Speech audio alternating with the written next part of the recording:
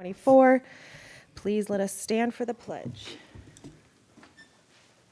I pledge allegiance to the flag of the United States of America and to the republic for which it stands, one nation, under God, indivisible, with liberty and justice for all.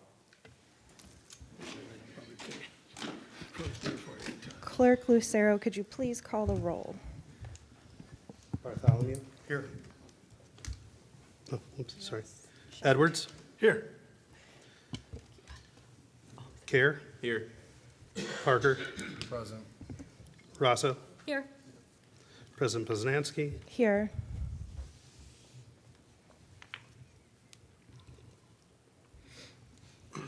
Fowler does have an excused absence.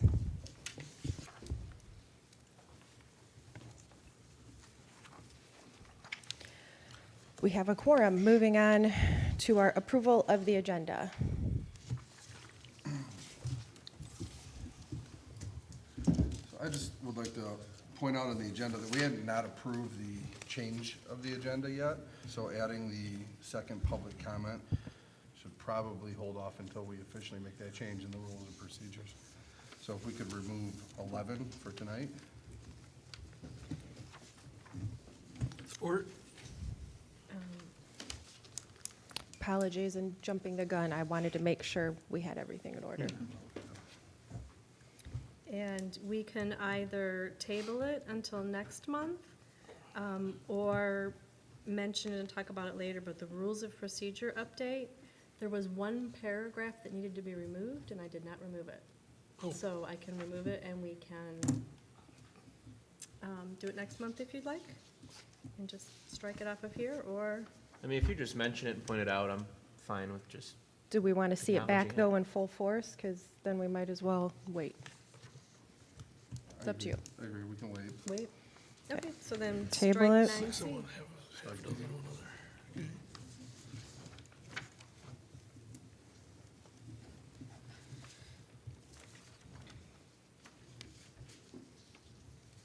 Okay, with those corrections, do we have an agenda? Motion to approve? support. We have a motion by Parker, support by Kerr to approve agenda with the two corrections. All in favor? Aye. Any opposed? We have none opposed. Moving into our approval of the minutes, we have we have 3 sets of minutes. We'll just go into them separately. Move into our September 16th, 2024 meeting minutes.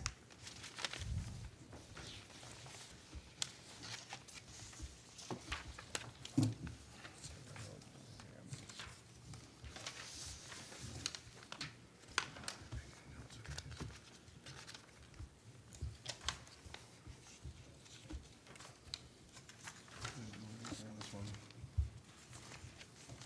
We can This one? take a motion. Motion to move the September 16, 2024 meeting Second. minutes. I'll support. Do we have any discussion? I would respectfully ask that from here forward, any of my comments refrain from being entered into the minutes. I found them, I just want them to be accurate and not misconstrued in any way. So if people want their information, they can certainly watch the YouTube. You can, certainly find it the other ways. But to read through all of this and approve it and know that some of it was a little bit out of context, that's why I prefer to not be participating in that in the future. I don't think you have a choice, but you can make any correction you want.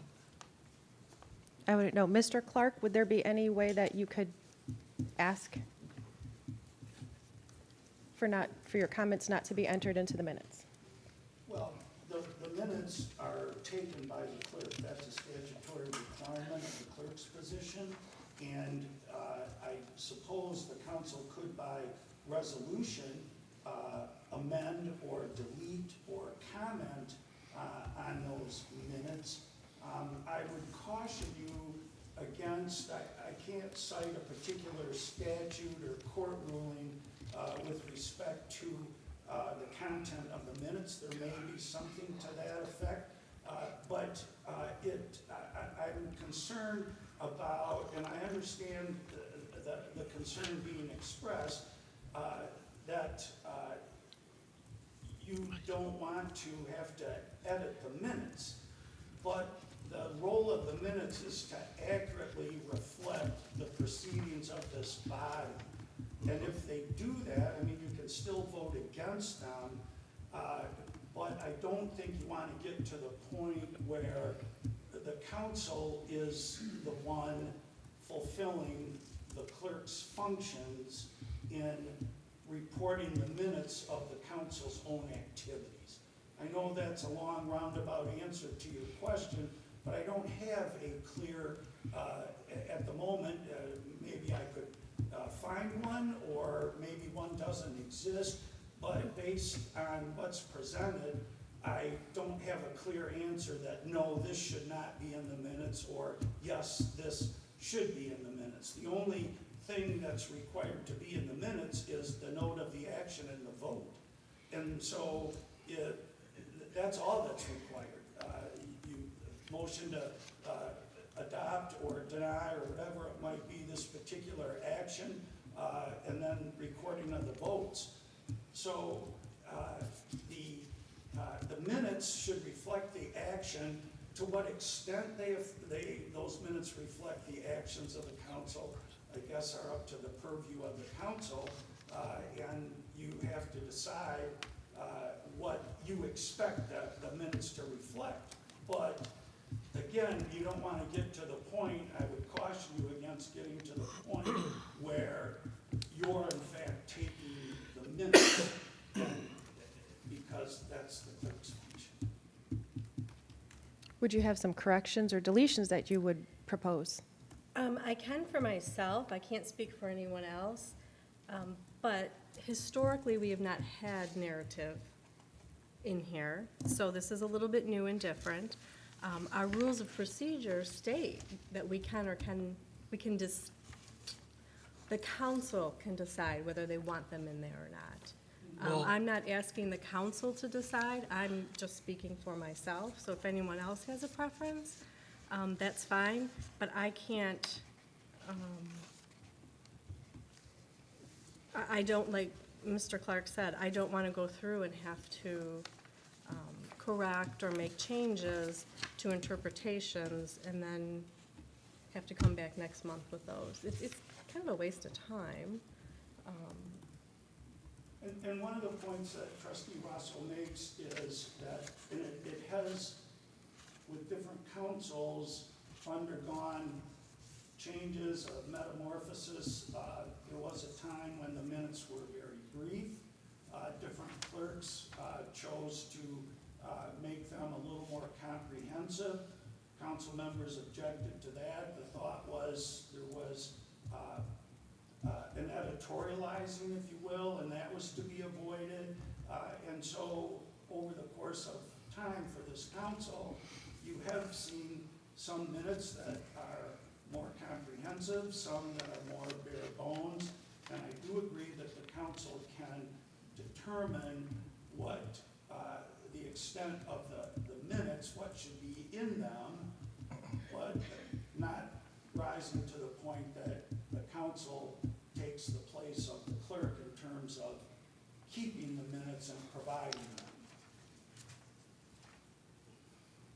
Well, and I don't think it should be all but one person.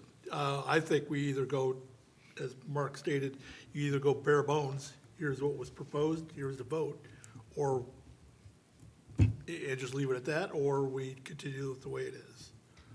And I would agree that this board might not have seen as thorough minutes, but few of us have been on the board long enough that we have seen more thorough minutes in time. And I recall what you're speaking of, and some of it even went back to posting it in the paper and synopsis. And over time, yes, this has been the clerk's purview of how they write the minutes.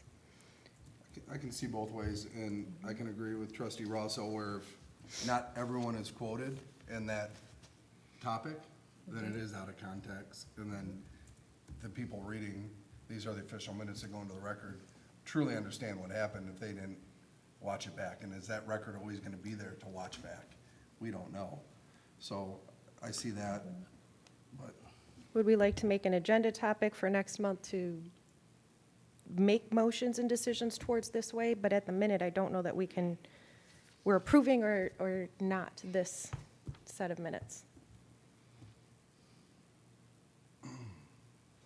yeah. Just for clarification, Jamie, could you just clarify, like, some of this, like, why are some things highlighted or bolded, we'll say, within these? Is that to significant, like, The things that are in bold are the names of the trustees and the topic that you're speaking about. So if you look in there, if, I don't have it right in front of me, I do like apologize. board seems to be. Yeah, the board, bolded. that's you guys. Yeah, So that's relevant. So I do the trustees or the board, and then the things you guys might be talking about, whether or not it's a company or a department. I'm trying to give a brief synopsis without dictating every word that was said.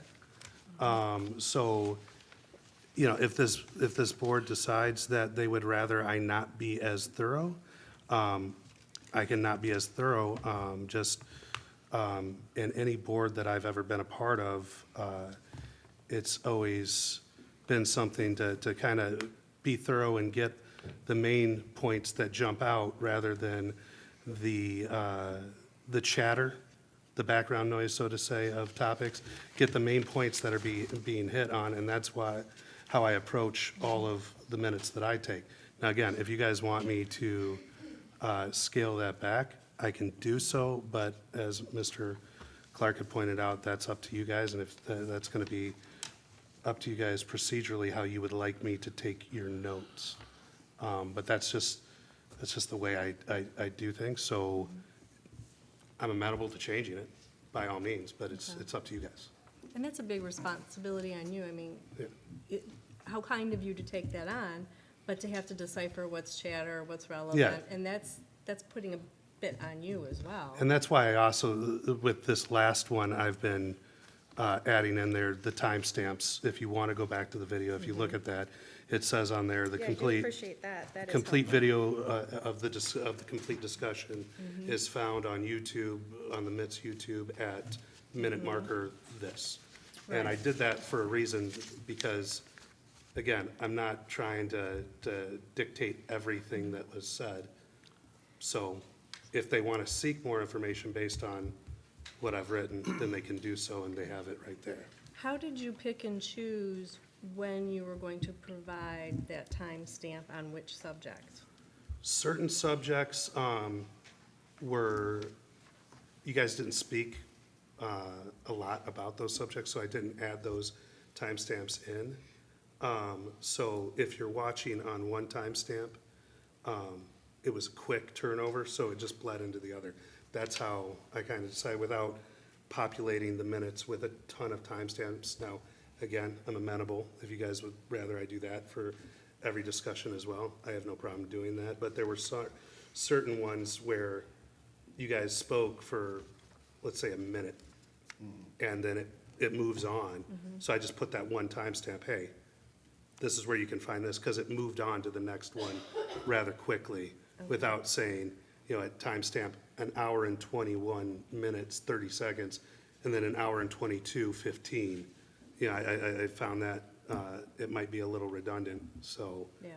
But if you guys, again, if you guys want a full recording of timestamps, I can do that as well.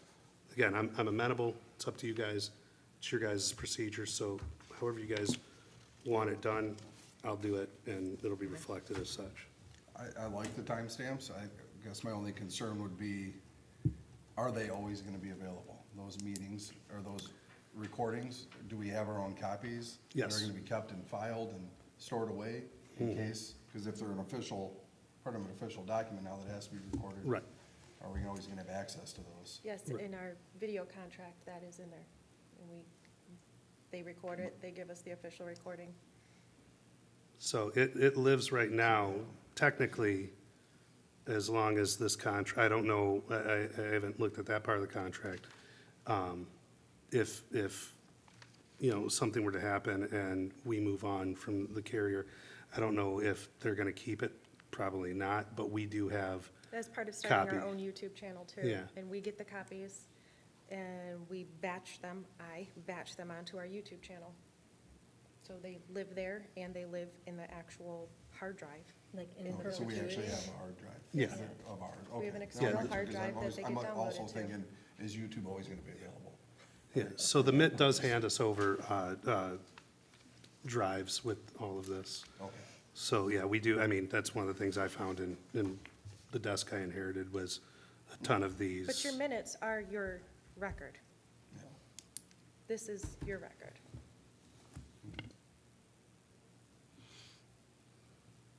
Cool.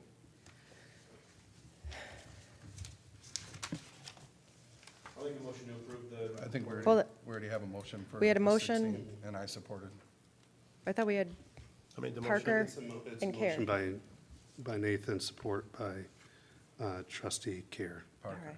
Oh, no, sorry, Yes, Thought it was- trustee Bartholomew, support by trustee Parker. yes. And then we just had discussion. And then we had discussion. Hmm. Yes. Okay. Could Sorry. you, if there's no more discussion, could you please call the roll? Yeah. Bartholomew, Yes. Edwards, Yes. Care, Yes. Parker, Yes. Rosso, No. Poznansky, Yes. motion passes. Second set of minutes for October 10th. It was a special board meeting. Do we have motion to approve the minutes for October 10th? I'll make a motion to approve the minutes of the special meeting of October 10th, 2024. Support? We have a motion by Edwards, support by Bartholomew. Do we have discussion? I don't know that it's a discussion, but Clerk Lucero, when you record the yeas and the nays, if they're different, like, 4 yeas and 3 nays, can you list the names, please? Or Sure. Okay, thank you. Oh, good point, good catch. There's no other discussion. All in favor of approving Aye. October 10th? Aye. Aye. Do we have any opposed? Opposed? One opposed, Rousseau. I'll make a motion to approve the meeting minutes from the October 21st, 2024 meeting at 7 o'clock. Support? We have a motion by Edwards, support by Care to approve October 21st meeting. Do we have any discussion?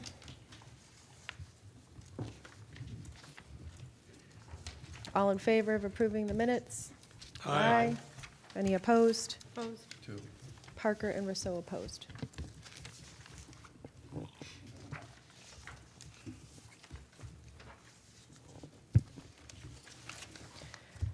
Moving into our council bills, we have bills in the amount of $674,528.78, and then $28,716.73. Do we have a motion to approve bills? Motion to approve the bills. Support? We have a motion by Parker, support by Rousseau. Do we have any discussion? I just have 2 questions. Anderson, Eckstein, and Westrick.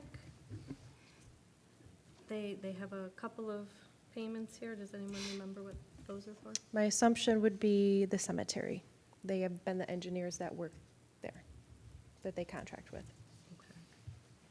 Is that correct, Clerk Lucero? You nod, I saw you nod, so I wasn't sure. Oh, I saw you nod, so I wasn't sure. Oh, if no, you I were was, nodding I to was, this. I was agreeing with President Pizarro. Okay. They are the engineering firm that is contracted for the cemetery. Okay, thank you. Did you have another? No. They were highlighted more than once. I'm gonna call it a transfer or payment to the DDA. It's for, I don't know, where's it at? says Village of Romeo DDA, $162,330.38. That could be their money through tax. Is that, okay, I just wanted to verify that, what was going on. What was going out that way, I didn't see it anywhere else. That would make sense at this time of year for that amount of money. Sounds good, thank you. Okay, we had a motion, I can't recall which one was first. Parker, second by Rousseau, to pay the bills. Could you please call the roll? Yes. Bartholomew, Yes. Edwards, Yes. Care, Yes. Parker, Yes.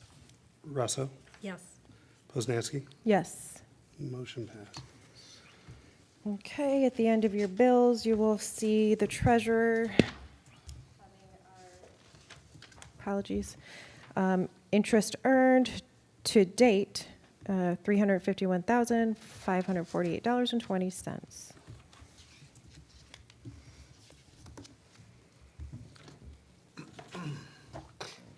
Still personally, Michigan class brings us in general 5.3 and change. And the American, where's the other one?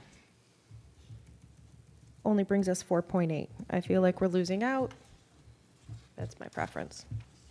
Yeah, but we were making nothing previously. Right, That's right. but So this is if great news. We can make more, why wouldn't we?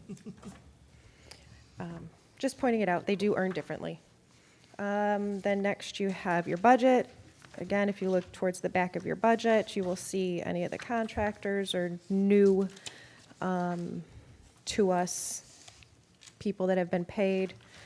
That is the new policy, well, not really make it policy, but safeguard to us, knowing when new people are coming on board and being paid, not to run into the past issue.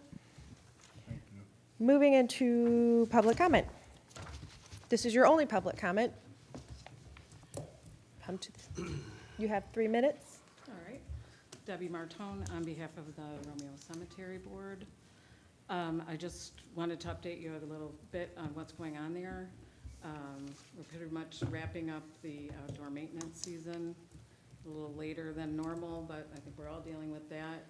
There's a couple of stubborn trees with leaves still, but moving on to the next season, we have hired our own snow removal company. And on our agenda for Wednesday's meeting, we plan to purchase a snow blower for Mitchell, our maintenance supervisor. He is gonna maintain the sidewalk on St. Clair and on Morton Street. So that will take a little bit of that off the DPW. So the other thing I wanted to say while I'm here is I just feel, and I don't think I'm alone in this, that if you go into a community and the municipal cemetery doesn't look very well kept, it's not a very good, doesn't shine very well on the whole community. And in the 33 years I've lived here, I think the cemetery looks fantastic. The best it's ever been. And so on behalf of the board, which is Kelly Stevens, Sandra Brooks, and myself, I just want to give a much-deserved shout-out to our maintenance supervisor, Mitchell Foster, and our part-time employee, Mark Cushionberry.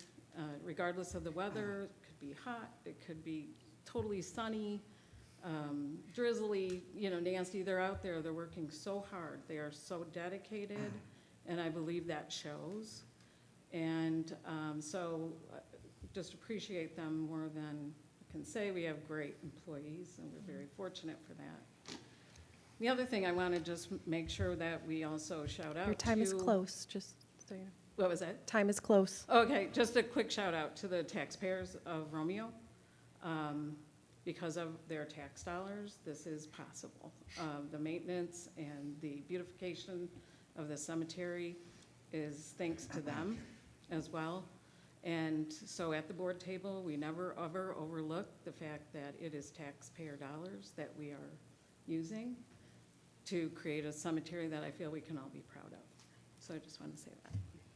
Thank you, Debbie. Thank you, great. Yes. Debbie, may I ask you a quick question? Is he gonna do the salting too? Yes. Okay, thank you. And also, to your point, the cemetery board did come to our board and ask us to reduce the mills this year, knowing, being very fiscally responsible. So everyone should be saving around $6,600 next year. Okay, moving into our officer report. Oh, Oh, sorry, go right ahead. You can have 3 minutes. I'll give my extra couple of minutes to the young lady that preceded me. But I came up here to talk about two things, but I'm going to add a third one, and one is that I appreciate the new comments in the minutes. It gives you a better perspective about what's going on. Two old topics have come up before. Excuse me, my name's Clark Staub, just in case I forgot to mention that. But number one is accountability on the clerk. I keep reading about this astronomical sum that keeps growing. The last article required $61,000 in telephone bills. We're up over really $150,000, and I'm asking the board, where's the accountability? I don't hear us talking about what we're trying to do to go back to that person or do anything. So I'd just like to see something happen. My other subject, and I brought this up before, we keep talking about what's going on here in the village, but we really haven't gone back against the CPA firm. You know, all these procedures we're doing here. In my efforts in business, I've always gone back to the CPA firm, and especially when I was doing some due diligence on a new company, and asked them to do a system procedures review on a company that would bring out all the benefits of what hasn't been done and what should be done. And so I think this Board of Trustees ought to seriously look into getting some better information from your CPA firm, because it's doesn't appear to be, and I don't know what's going on in it, so I'm speaking from a bad angle here, but I don't think you're getting a bigger bang for the buck. Thank you. Thanks, Clark. Do we have any more public comment? Okay, we're for sure done this time. I apologize. Moving into our officer reports. Let's start here at the table. Trustee Care, do you have a report? Nope. Trustee Parker. I can do the planning. Planning Commission sent back the recreational vehicle parking ordinance back to us with no changes, and they asked if in the future we wanted them to review and have them review or make changes to be more precise in what we want them to do, because they feel that they've taken the time, kicked it back and forth for months, and presented what they felt was good. And if we want to make changes at this table, we can do so. And if it's coming back to them, they want more detailed description of why it's coming back to them. But that was about it. Trustee Rousseau. Trustee Edwards. Nope, nothing here. Trustee Bartholomew. I think we should all keep our thoughts and prayers for the Allen family. A young man that lives on Tilson Street was killed while working on his car last Thursday. And just a young husband and father of an 11-month-old. And just think we should all keep our thoughts and prayers for them. And other than that, happy Thanksgiving to everybody. Could I jump back in before you go? I totally forgot. I apologize. I wanted to get out to the community. At the Masonic Hall, we're doing the free Thanksgiving dinner again, with help from James at Wendy's. Deliveries are available. You can call 586-894-8151 for a delivery if you'd like a delivery. If not, on Thanksgiving, the 28th, from noon till 3, we will be serving meals at the Romeo Masonic Lodge, which is at 231 North Main. That's it. Thank you. Chief.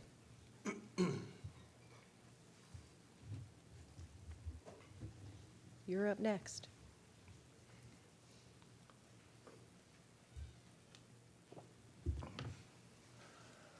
Evening, everybody. Chief.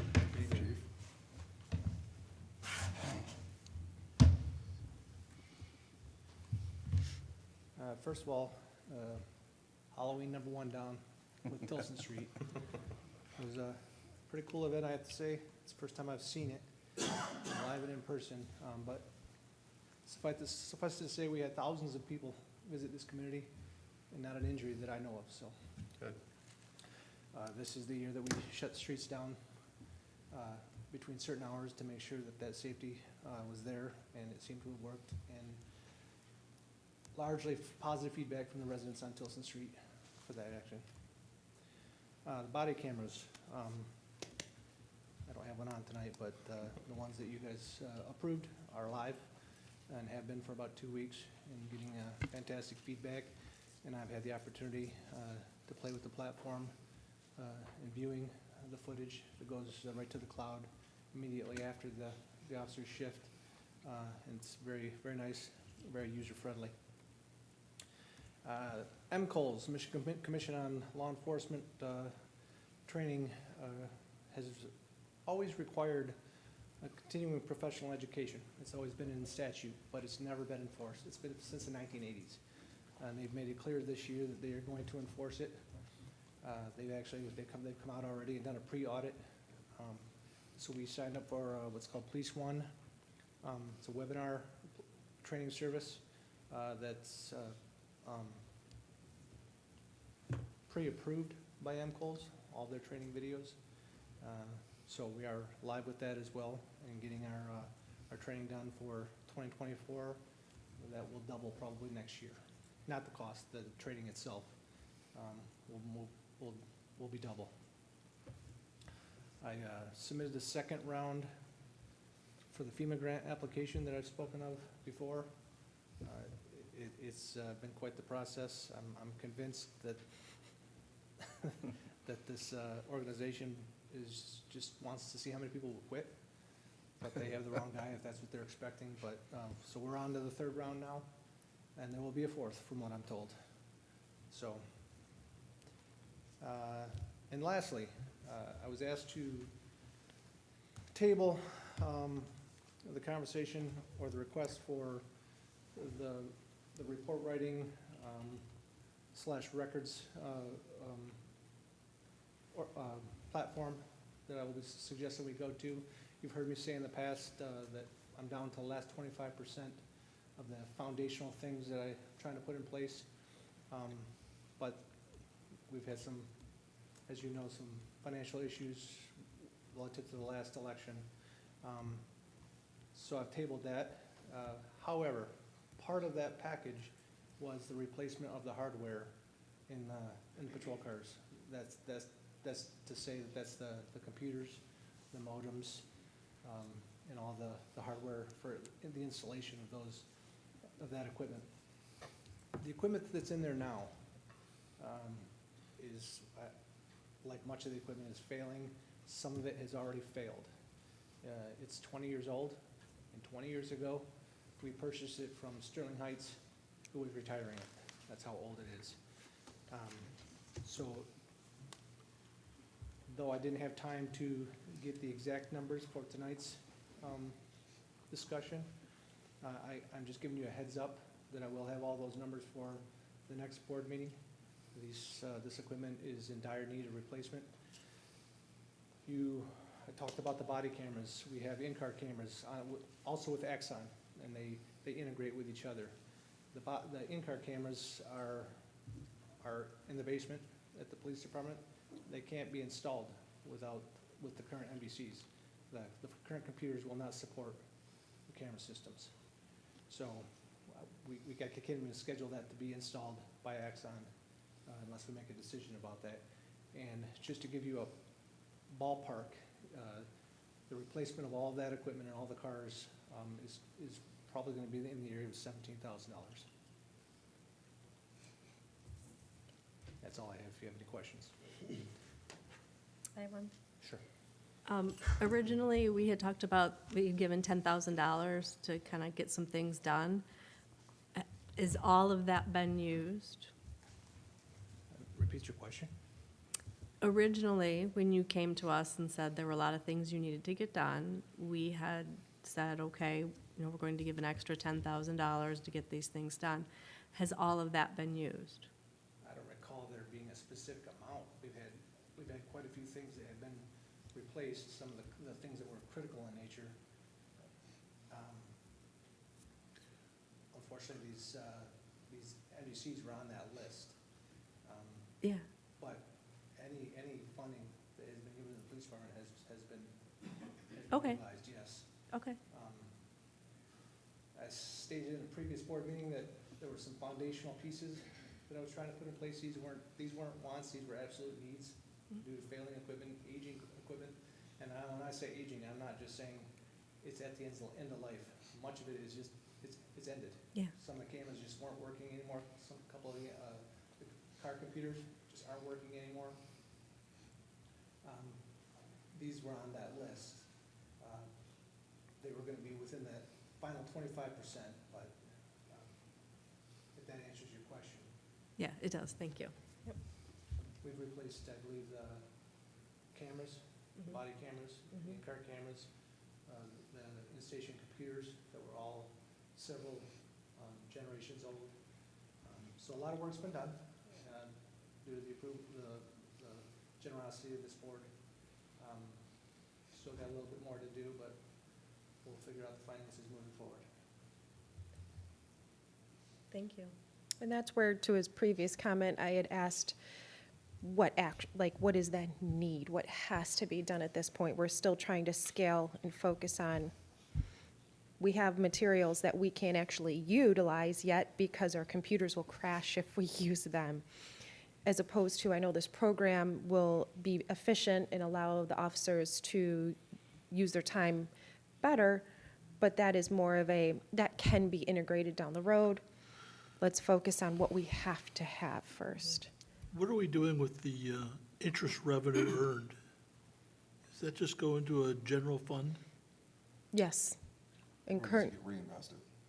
well, it sits there and it continues to do that, but in general, think of it as general fund, because it's not a restricted fund. It's not like, do you know what I'm trying to say? So some of it does come from different spots. So some of the money does The reason come. I'm asking is maybe we could use some We- of that money for, We could, but What? considering the failure of our proposal, we need to find $320,000 currently. So could some of it come from there? Yes, but until we figure out how to pay our current bills, we need to just, that's where we're saying, okay, not that everything has to go away, but we need to pull back and focus and go, okay, what has to be done here? And then see what we have, okay. unfortunately. Thank you, Chief. Unless anybody else. Thanks for your continued work for that grant. Yes, and to say, that's for the generator, correct? The grant is for the generator? Yeah, Okay, feel good about it, but, because we got the vest grant already. yes, the vest grant's in, and that's been paid, and they've all been replaced.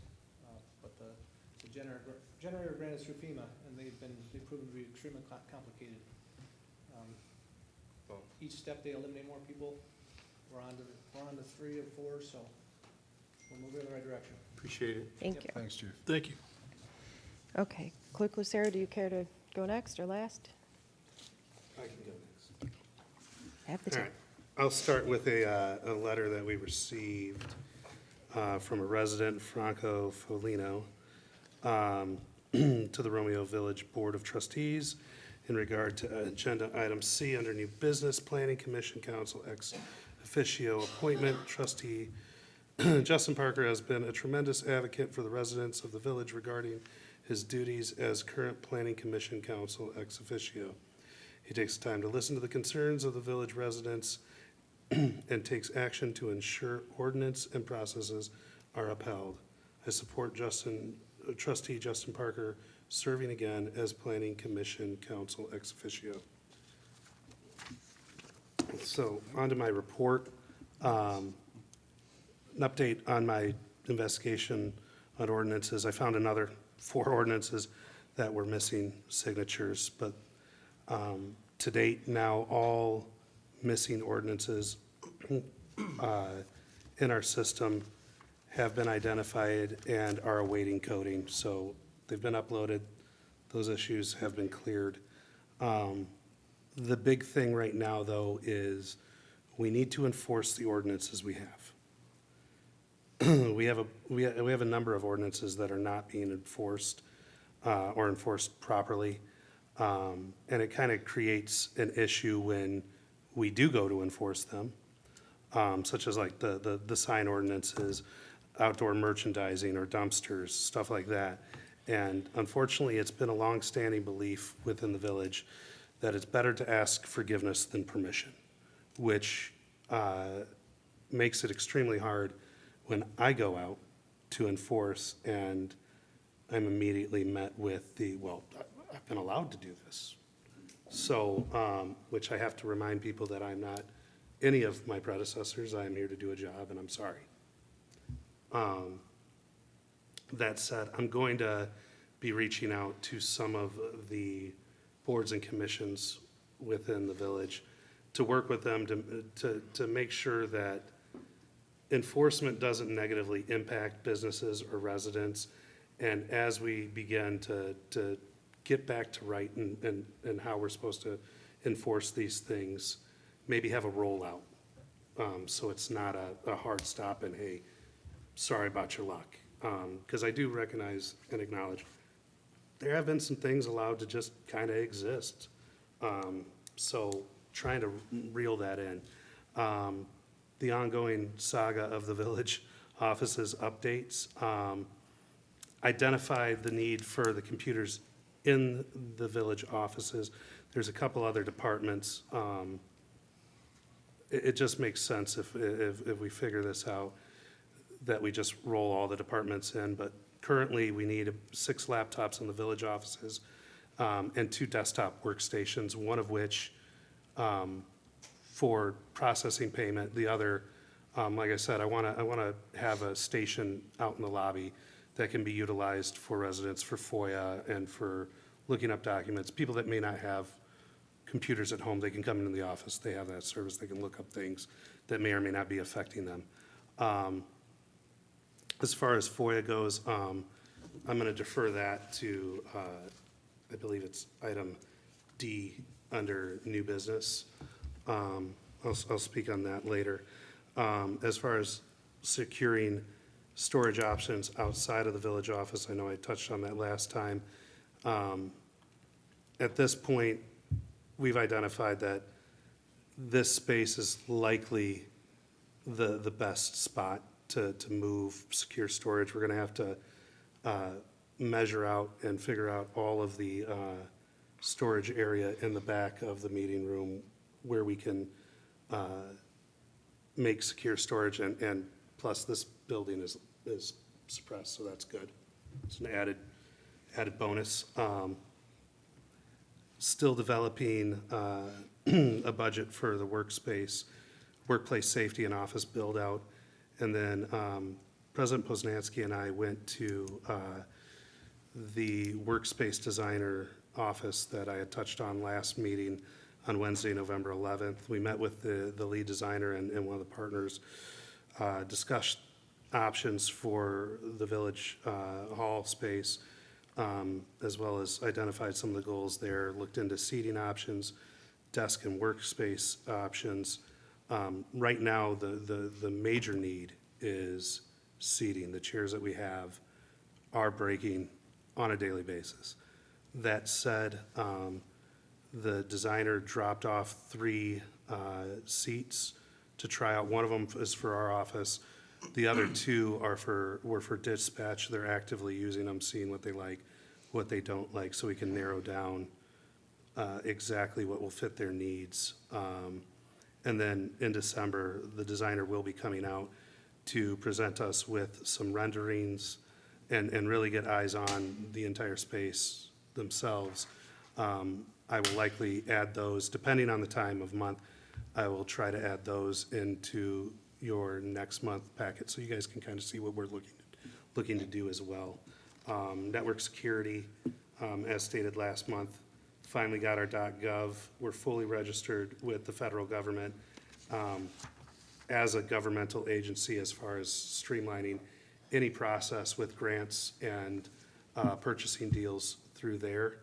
And then last but not least, I am actively researching, along with President Poznansky, grant opportunities and looking into grant consultants to kind of help us make up any kind of deficiencies in funding that we might have across the board here.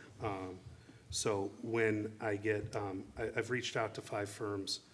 I'm awaiting a response on 4 of them, and all of them come through the GSA Advantage, which is the purchasing program with the federal government, and My Deal, which is the purchasing program through the state. So when I get those guys are probably going to be inside the budget that I tell you guys as soon as it develops. I'm going to present you guys. That will be within that budget as well to discuss. But that is all I have. If you guys have any questions, concerns, comments, I'm open. Thank you. No? Okay. Moving into my report, our EV TIP, better known as the Electric Vehicle Transportation Impact Program. If we recall, this was the program brought to us with the impact of Ford. Our Central Business District Attraction Strategy Project is finally taking off. We have all the contracts signed, and just today, an email was sent out. We're going to start putting out dates to have our introduction kickoff Zoom call between all of the partners there. In regards to our AT&T bill, I've checked in immediately after our last meeting, checked in with our contact. He said he would pass it on. Since then, I've checked in, and I quote, his email was 2 sentences. I spoke with legal, and they are preparing a payment agreement for equal payments over 12 months. Once it's completed, I will make sure it's sent over to you. This is where we sit. Just wanted to make sure there was nothing else outlying with that, and it was continuing to move. In reference to AEW, the cemetery survey that we approved back in August, I bring you another update, unfortunately, that Ryan Kern has said, again, checking in with him for this month, as last month and the month before I was told it would be ready for the next month and the next month, that it will be ready for the December council meeting now.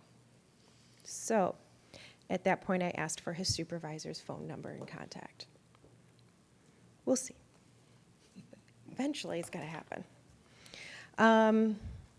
This is on here. I threw it out here just as a reminder of our short-term rental moratorium. We made a motion in June for a 6-month stay. It was not addressed at November's Planning Commission meeting. Have since had contact with the planner, and will be on their December meeting, because at that point when we come back, that will have been the 6-month moratorium. For our Eagle lead line verification grant, what I passed out to everybody here at the table, this is an example. Well, it is exactly what was sent out to the residents. So a little bit on that. Our lead line verification grant, if you recall, this was the $330,000, give or take here, that we were awarded. There will be, once you receive this, I'm sure you will have many questions. There will be a presentation. We already have it set for Tuesday, December 3rd at 6 p.m. here in this room. They will be presenting, explaining, going over the options and how to take the proper steps. And just to be clear, some residents are receiving this mailer, not all residents. Only the residents that still have an unknown status. There are multiple verification spots. Tim, are there 4 or 5? I don't remember. There's a handful of them, and that you have to verify at each spot that there is no lead. So if you're receiving it, it is not because you have it, it's because we have yet to verify one way or the other. And to further be clear, of all the verifications the village has done, we have not found any to date. So please do not, I got this letter, I have, no, you do not. What you have is an unknown. And that is what the state is pushing everyone towards. Let's know what we have. Therefore, once we know it, we can address it and take steps. So this is where our $330,000, I think it's like $334, come in. We will be working towards that. Next month, you will see an RFP. We will be going out asking a company to do some of these verifications for us, instead of asking for more time to be squeezed into our DPW budget, as this grant does not pay overtime. So if we could pay a company to come and get it done with the grant money, that's what we have thought best use of the grant. With our wastewater treatment plant generator install, the construction books have been signed, and we are working through the few snags that we've run into, and hopefully we can start before December. In reference similar to Clerk Lucero and new grants, I attended a couple Zoom trainings that went over a couple of available grants. Currently, I'm looking to apply for a grant that will, sounds silly, but I'm going to apply for a grant that will allow us to pay a grant writer to find more grants. So whatever, whatever it takes. And this works specifically in conjunction more with our water and wastewater, as we have the current SEMCOG grant, and we're going to come up with that CIP and the asset inventory and the needs. In the spring, when that comes, it will be perfect. We'll actually, if I could get this grant writer money, we'll know what we need to find the grants for, and they will go literally attack those grants to help us get that money. Currently, the DDA and also Four County Foundation are also going after some very large grants that could also benefit us and the DDA district. Everyone's going after something, so cross our fingers one of them has to, I mean, we're talking large millions. In the realm of the DDA, I want to say congratulations to Kay Pochert as the new executive director. She will be starting next Monday, November 25th. Our current interim director, Christina Shepherd-Decius, will be onboarding Pochert until December 15th. From there, Shepherd-Decius will be available for remote assistance for one more month until January 15th. The DDA continues to move forward with the Park mobile app. There is a potential for a soft launch in December. By soft launch, it means in effect with no actual tickets. They will be, per se, example tickets of what would have happened should you, so that we can get all the kinks worked out, any questions, the phone calls, how do I use this, and that it's not, well, I didn't know, and now I just have a ticket. You will receive a ticket, and it will be, if this was in effect, you would have been charged such and such. They are working on, hold on, where am I? They have an intention to send mailers out to our village residents to make this known, along with developing a full communication plan, website, videos, all the things that we could think of, and the company who's done this before has suggested. Also within the DDA, the new holiday lights have been installed. They look gorgeous. I've gotten a lot of compliments on them. Kudos to the DDA and the chair and everyone who put the time in there. But do not fear, there is more decor to come, so it's not done yet. It does look beautiful though, guys. And then around town, our downtown trick or treat was well attended as usual and safe. Nothing to report there. Thank you to our Parks and Rec for hosting the costume contest in the Village Park again this year. We had a good turnout. And then upcoming, our Santa Parade on December 5th. And make sure to shop local for the Small Business Saturday on November 30th. And our Thanksgiving dinner is updated by Trustee Parker. Clerk Lucero has something. Forgot one thing, sorry, guys. On December 15th, we are going to be doing another Pack the Bus. The bus is going to be parked in front of the office. We have 4 locations around town that if people can't come and drop off food, this is a fundraiser and food drive for Samaritan House. If you can't make it out December 15th, Main Street Coffee House, FAMS, and Vera's, as well as the village office, are identified right now as collection points. That may change, we may add more, but if you can't make it out, you can still donate. So I just want to remind everybody that. Sorry, thanks. Moving into our committee reports, our sewer committee. Do we have any update? Did we meet? No, we haven't met. I haven't reached out. I'll reach out to them again maybe before next month and see if they want to meet. If not, we can, if they're done, we can dissolve, but.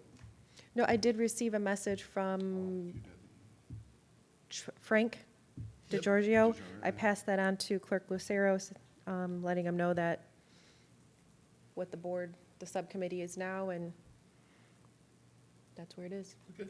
So if he hasn't reached out to anybody else, they are at least still interested.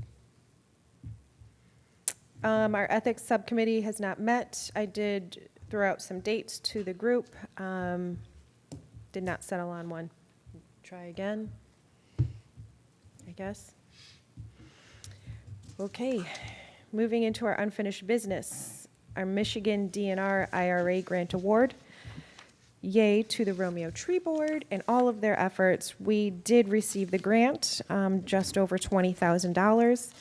This will do tremendous things for us, giving us a tree inventory of the whole village, what trees do in fact belong to the village, as each street and easement are different, and how they stand, their health. Ones that for sure need to come down, ones to put on an annual watch list, ones to trim, the whole inventory. Why are we looking at this? Well, we did receive the full $20,900, but this is a reimbursement grant. So first, we must pay and ask for reimbursement for what we have done. So we are seeing this as an acceptance and giving permission to pay the $20,900 and walk through the reimbursement of it.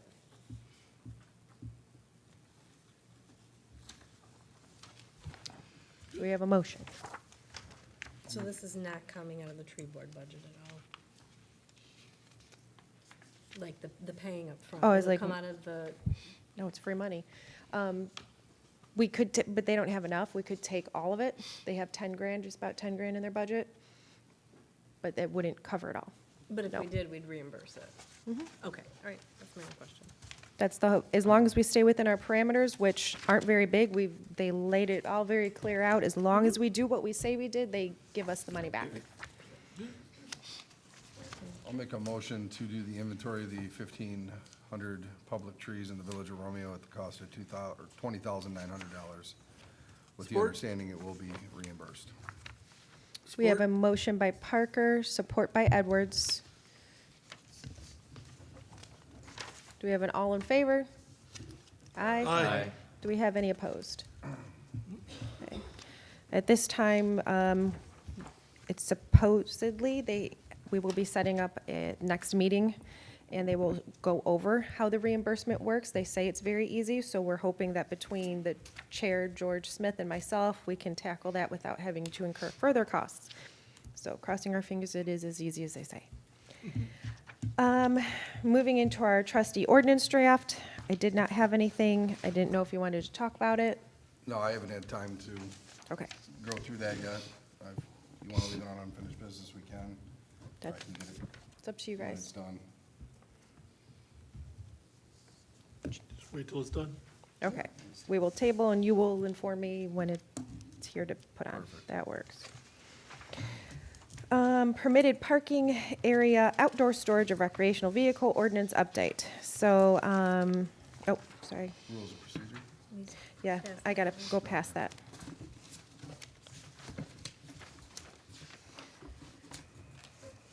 So after watching the planning commission meeting and seeing their frustrations, Megan? Pardon me. Missing C. we tabled it. We tabled that. Oh, That's what Shelley wanted to table, because there was a paragraph in there. I'm sorry, I put the line She through the wanted to wrong one. delete it. I'm sorry. No, no. So they gave it back to us as is. So if we want to do anything with it at this point, we either just, they said, do it at this table, was kind of my perception, or send it back very clear, line item, what you want them to adjust. But if we're just gonna do that at this, we might as well just do it. So what I have in here for you, though, is so that everyone's very clear, there was a conversation about what is a recreational vehicle. So I put in here the current ordinance. You will see what it means. There's much, it's not just a camper. It puts in here and defines a pickup camper, a motor home, a tent trailer, boats, which would include jet skis, floats. I mean, it encompasses, it's not just a camper. So just wanted everyone to keep in mind what actually is entailed in this recreational vehicle, because there was talk about, well, if we're just talking about campers, that's only a certain season, but my snowmobile is a different season, and you can't pick and choose which season you want allowed out. Well, the definition already does, it's already there. It also calls out just a plain empty trailer, Yes, it's, so, there's ordinances for. just so everybody knows that. Yes. So when we're talking about this, all of that is included. So then I also included for you the current ordinance so that you could put side by side the visuals of currently. It is, the allowed space is within the proper rear setbacks and the front line of the building, established building line. And then the second would be the draft recommended, which would be no setbacks, and all the way the driveway. You do have verbiage in here about a cement, so it's not just parked on the other side of the house, that's not the driveway in the grass. It is within a cement pad, but all the way up to a couple feet, 2, 3 feet, 3 feet from, 3-foot setback. yeah, Or from the driveway, or, or if it was a corner, they were proposing the Right. 2020, the site. Just So- for my reference, is it the dots, the black, the white? What is the actual place they can park? what you would consider grade. The dotted Dotted, thank you. area would be pretty much anywhere you could park per the plannings. And also in the current ordinance, what is grade is the allowable. So as it sits, this is what is in the ordinance.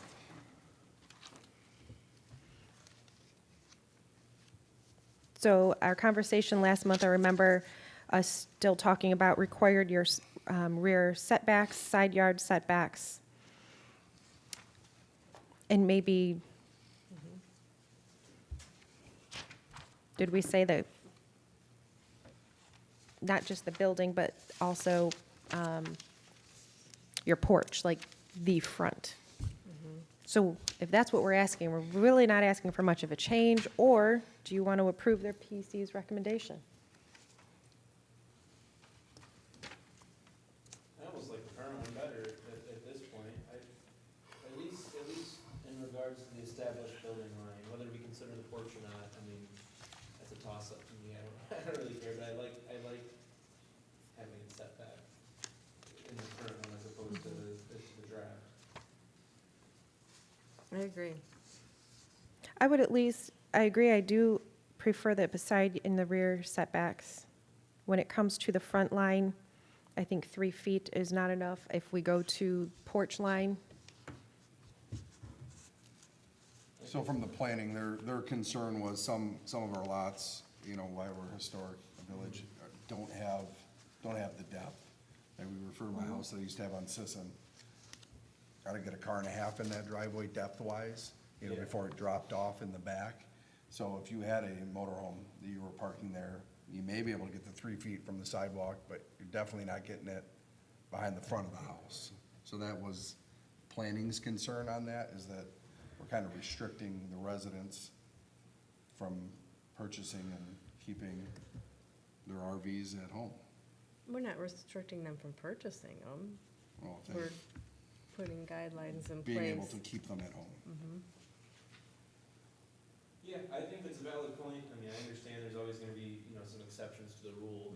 I just, if we make a little exception for everything, the ordinance is gonna be 30 pages long. It's unfortunate.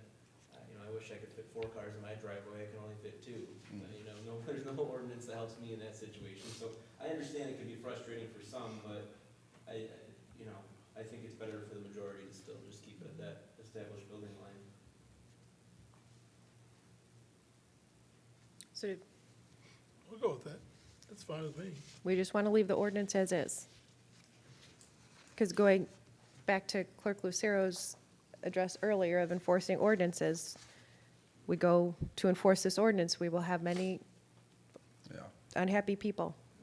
But if this is what the board's consensus is, we will go enforce this ordinance. Yeah.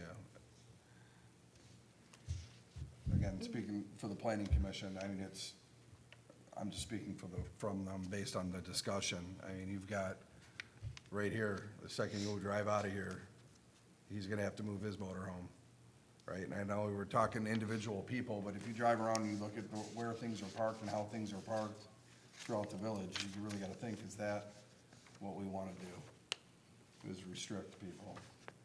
Yeah, I mean, maybe there's a balance. I mean, that's kind of part of the reason why we wanted to send it back to the planning commission anyway. I mean, maybe there's a balance where it can be the established building line or 50 feet off the road, whatever is less. And that's why they sent it back here. If that's a change that this board wanted to make, then we can make that. We don't, Right. planning, that's their pretty hard Yeah, this is kind of what they recommendation. gave us and they're Right. done. Right. Yeah, I mean, but that's like saying if we have a fence ordinance, we're restricting people. If we have, and yeah, that's what has to happen to maintain a community. You have to have some kind of rules. So I don't want to completely restrict people. But like Nolan said, we have to have some type of consistency and some type of Well, and presentation of our community.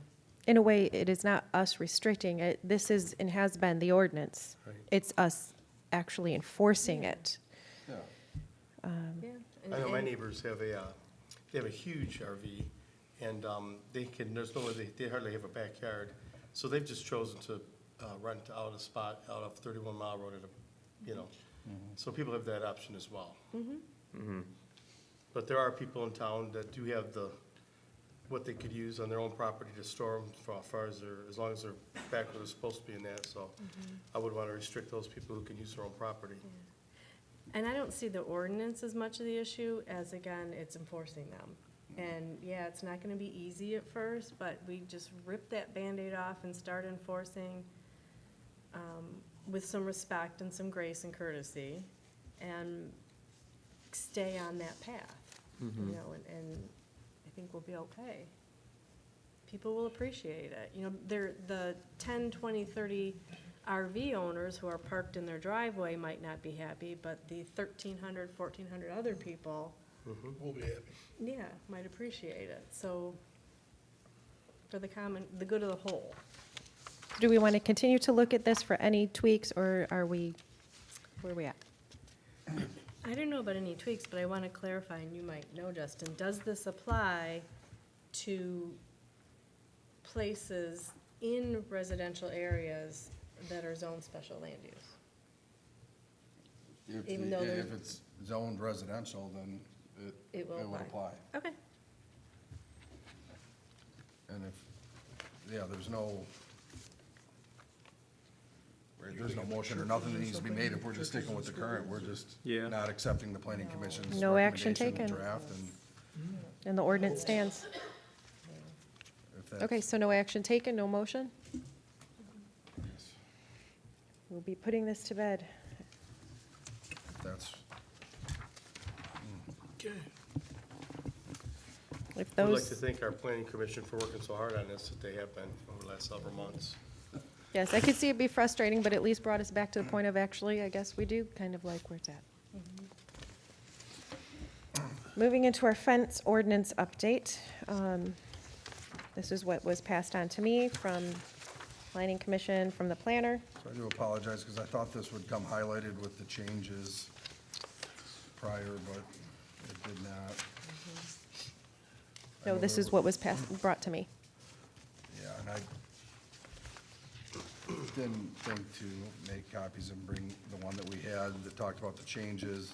A lot of it had to do with the corner lots, and the requirements, because we used to consider two fronts. When you were on a corner, we established the fact that there's only technically one front for fencing, so it talked about the fencing being able to run along the side of a corner lot. So that was one of the biggest change, and some of the wording that talked about, I'm trying to find it here. I noted it on my other one that I didn't put it in here, I apologize. Some of the type of fencing, and I think it was in section E, number 6, there was some removal of some language that just left it as the razor wire or sharp features. Some of the other wording made it sound a little confusing.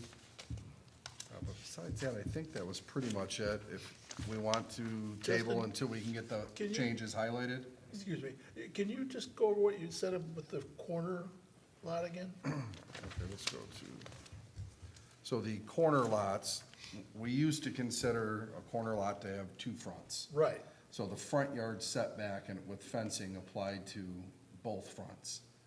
Now, your front is your front, your address, which is how it's defined at the state level too. So once you come up to the front of your house on your side yard, which is also on a street, you can maintain that 6-foot fence as long as it's set back off the sidewalk at the proper distance.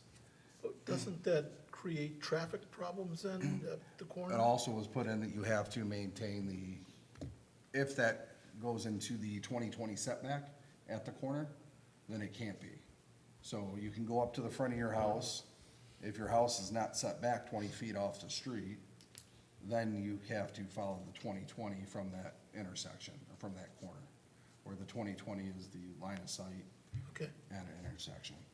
Again, if it's easier to see it highlighted, but even to get a 6-foot fence, you still have to have approvals from, like, you don't have a neighbor No. there, do you? no, that was, I don't know if that was in there, or if it was changed, or we changed it.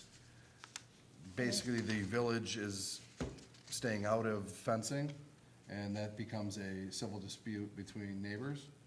And because we aren't gonna go out and enforce stake lines and survey lines, and that's on a property owner to maintain that themselves. But does someone have to get a permit to put the fence up? Because that's what this said. You still need a fence You permit. still need a fence Okay, permit, but that's we're what this not said. going to verify Yeah, that you did it. property lines or tell them they can't. Currently, how our ordinance does stand, and with our permit, you do need to bring in a survey. So currently, when you go out to verify it, you're verifying that it's on the in the proper location. So are you saying that portion is taken out? Because that was only changed a handful of years ago. We never used to require that. Yeah, I Do you- believe, Pardon me, Recall Mark Clark, seeing do you survey. recall I that believe that was taken out. discussion and I fencing? can't find it. I missed I it. do not recall the introduction of the removal of the survey as being a requirement for a fence permit. I'm not saying it's not in the ordinance, but without looking, I'm not gonna say it is, nor will I say it's not. Yeah. It's either in the ordinance or it isn't. I want to say in the last 4 to 6 years, it was brought in. I think it was put in, and then planning, There was also a time, I don't know if it's still in the ordinance, where if you wanted a fence higher than 4 feet, you had to get your neighbor's Right. approval, and if not, this board could still grant the approval. But the idea being that if you're gonna put up a privacy fence, talk to your neighbor first. And that usually solves probably 98% of the issues. But if not, the applicant would still have the ability to come before the council and ask for that amounts to a variance. I don't know if that is still in the ordinance. in the proposed change under the section 6194A, the Village of Romeo shall not be responsible for enforcement of any agreement between property owners in respect to fences, nor shall the village be responsible for determining the location of any fence or the accuracy of a submitted survey. So do we know if is that existing language, or is this? It was altered. Okay, but anyone wanting to put a fence in still needs to come to get a permit, correct? A permit, yes. absolutely. Does that include fencing that would be, is landscape type, like bushes and shrubs? Would they have to get a permit for that as well? Decorative fencing, like a small, Technically, some of that falls into fencing, so I would argue that, yes, they would need to. it depends, especially how you're going to be digging it. Like, are we talking about a little garden fence, and we're not doing it, Arborvitae? needing to do a misdig? I don't know why it can't be a mister, but anyways, that sort of thing. Okay. Your current ordinance on fences is section 6-191. And it says a permit is required, and then it is more exclusionary than inclusionary. No fence shall be erected, maintained or permitted in the village except the following. Then it gives the height, no fences exceeding 4 feet, fences exceeding 6 feet. There's a requirement of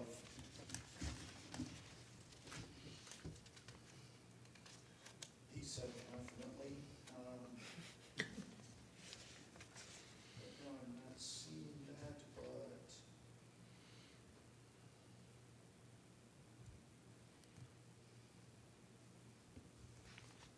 and no barbed wire, no dangerous materials. And if you're denied a permit, you can appeal it to the village council.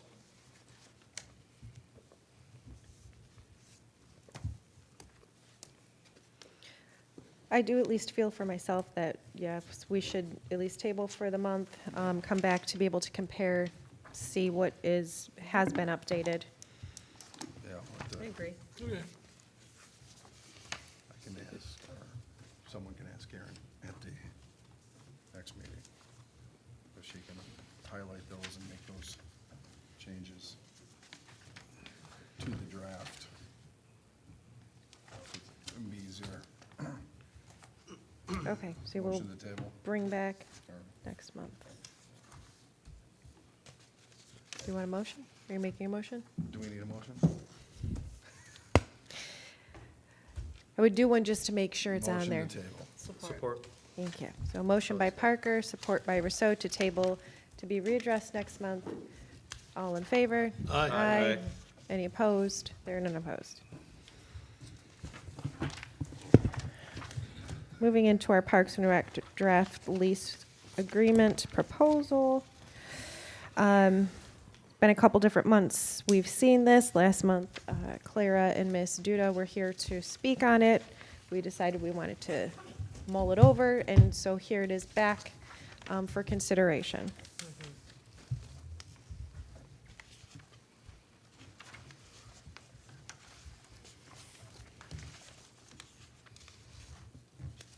If I could make a recommendation, I would at least personally say that I do not wholeheartedly agree with reducing the term, the length.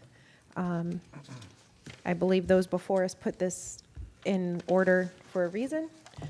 I also have seen over time, as much as we love Parks and Rec, support it, my kids go to the functions, we maintain it. I've seen different commissioners or actions being taken over time, basically taking any consideration for the Village of Romeo out. So, and then they continue to ask us to reduce and take some more risk. We don't have a seat at the commission table. We don't have a say.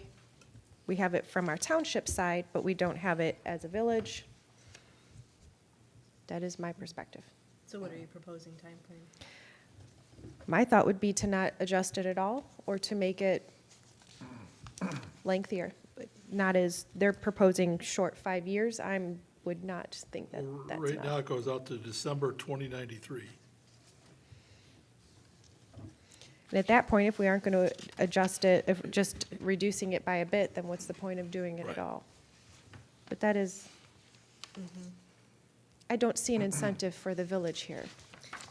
And refresh my memory, is it still $1 or something? Yes. Correct. The next paragraph down.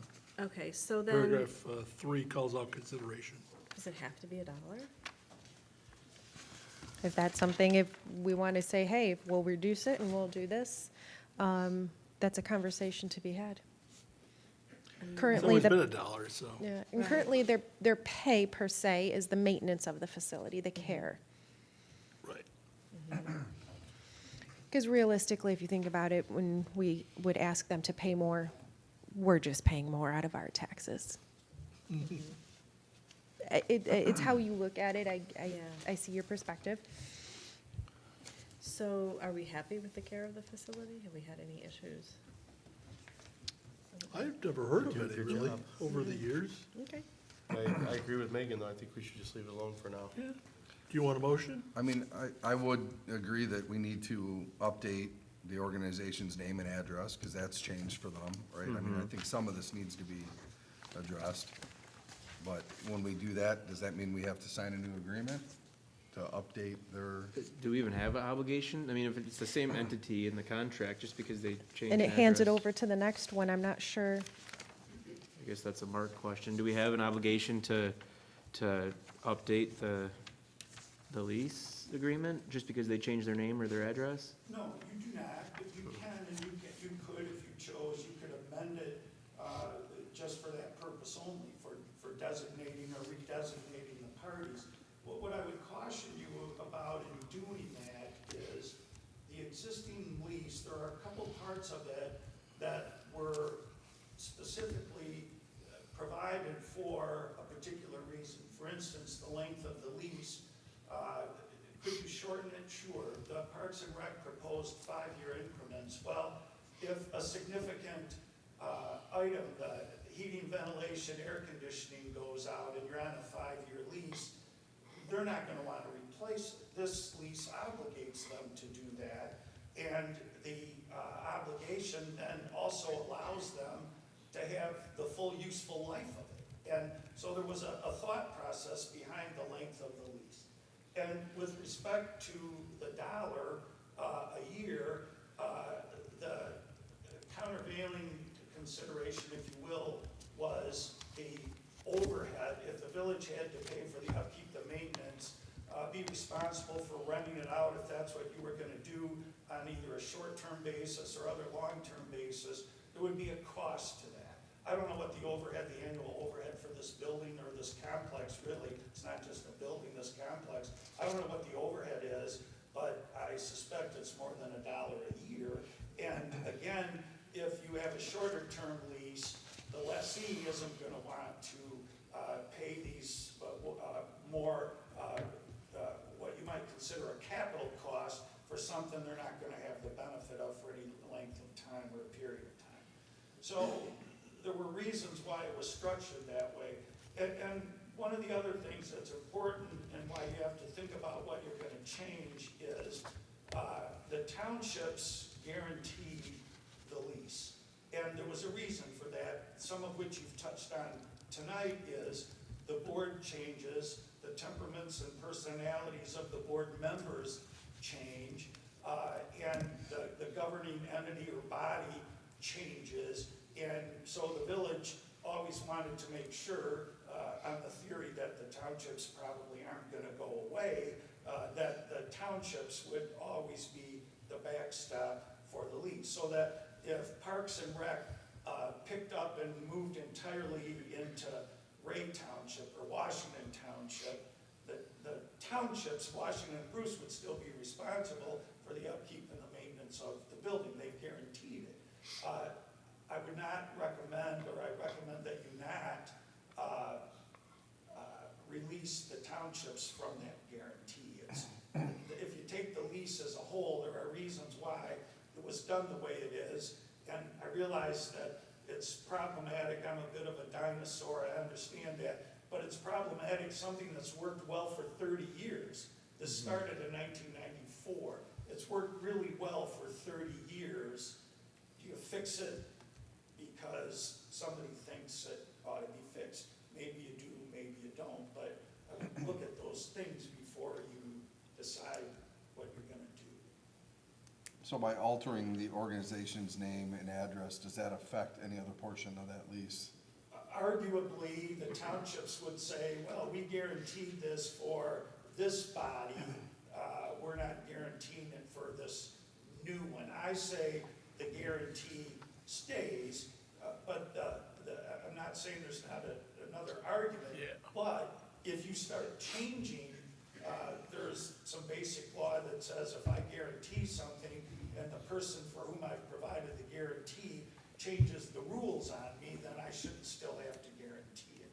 And so if you change things, it could be problematic. I'm not saying it is, but I tend to be risk averse, and my recommendation would be to think those things through before you make a decision. Well, based on that, I would go with what Megan suggested. Do nothing, yeah, Thank you, Mr. Clark. Yeah. thank you. It's not broke, don't fix it. Okay, I think just leave it. I will inform them. Do we need a motion for that, or? There's nothing, There's we're nothing not to do, doing so, anything. okay. But I can at least reach out and inform them Okay. that we're just going to hold tight as is. Okay, into our new business, our Santa Parade. Same route. Yep, this is for December 5th. Which I think is a Thursday. I'm sorry, did I say the No, wrong you day? said Oh, December okay. 5th. But I think it's a Thursday. Yes, it is, it's always, in general, the first Thursday of Okay. December. Motion to, yep. motion to approve the Christmas parade tree lighting on December 5th with the Support. Romeo Parks and Rec. Motion by Parker, support by Bartholomew. All in favor? Aye. Do we have any opposed? There are none opposed. Here we have a dissemination agreement. I threw in here the minutes back from 2019. I said, I don't know what this is. It's been so long, so I just wanted to refresh our brain on it that back in 2019 tends to be a 5-year contract. That's what the current one is also repeating. Benzinski is who we've worked with historically. Yeah, we have worked with them for a long time, Um, and they've been good for us, so. Yes, Does this have to go out for bid if we're going? I think in essence, it's a continuation, making sure that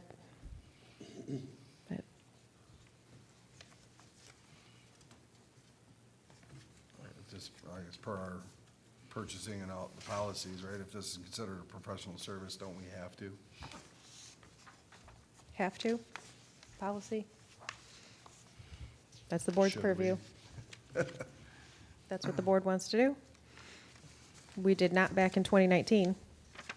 Can No, At least we know did that not. much. I can recall that much. It went 14 to 19, now we're back here again. 10 years, long time. Yeah. In consideration where the issuer agrees to compensate $1,000 annually for the first 5 years. Fiscal ending June 28.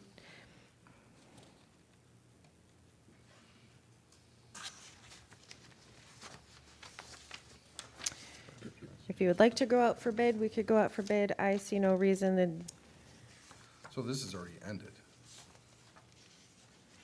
Is that what that's saying? Or am I Yeah, reading that wrong? ending June 30th.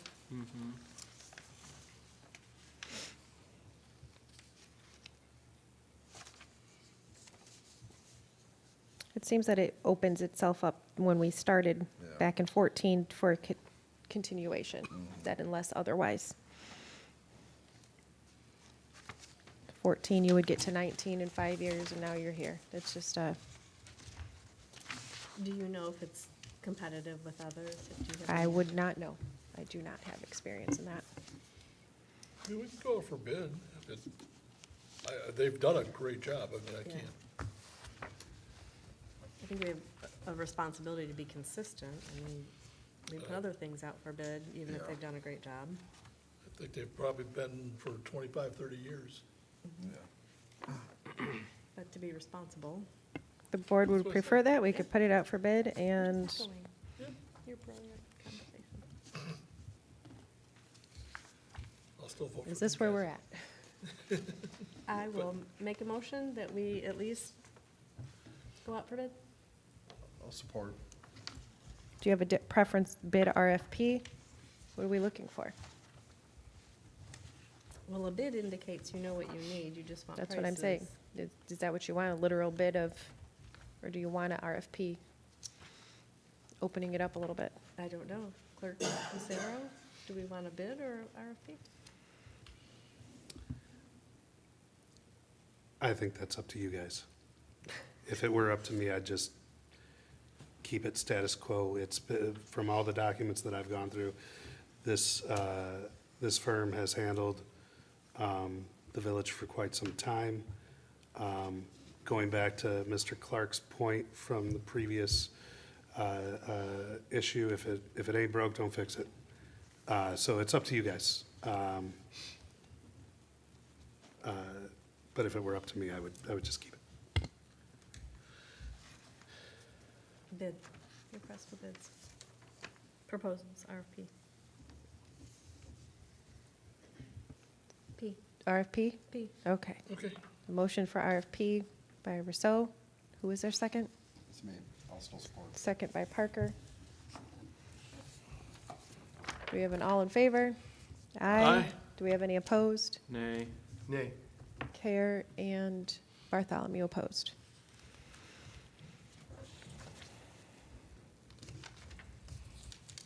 Moving into our Planning Commission ex officio appointment. We come to this as our current ex officio trustee Parker was just up for election. So I knew enough that it ran with the term of the elected official. And then in going after supplementary information, I did learn that, let's see, it also needs to be done by a resolution, and it is not an appointment of the president. Where is it?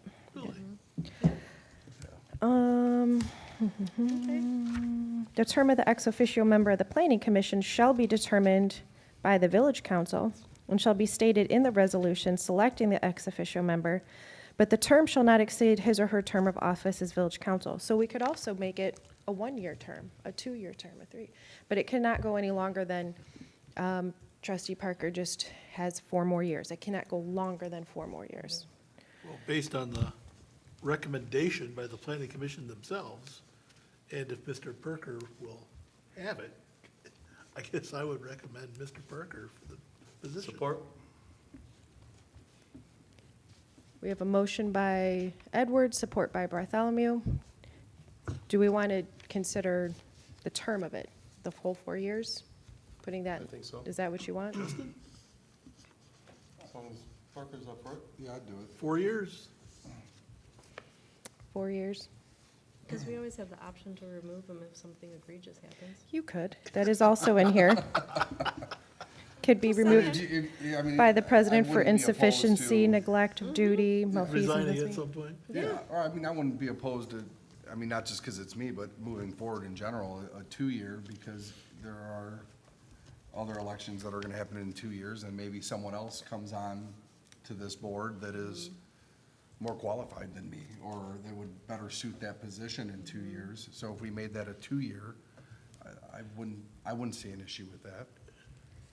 Make your I motion wouldn't want to 2-year. do a mandatory, just because planning is a slow process, sorry, but it is. Yeah, And consistency can be important there. okay.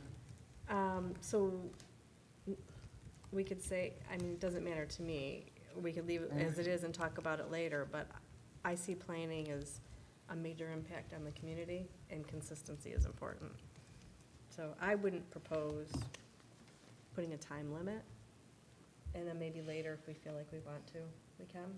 I think it's But up for to now, Matt. it's- He made the motion. Can we just leave it open Mhm. for a time limit?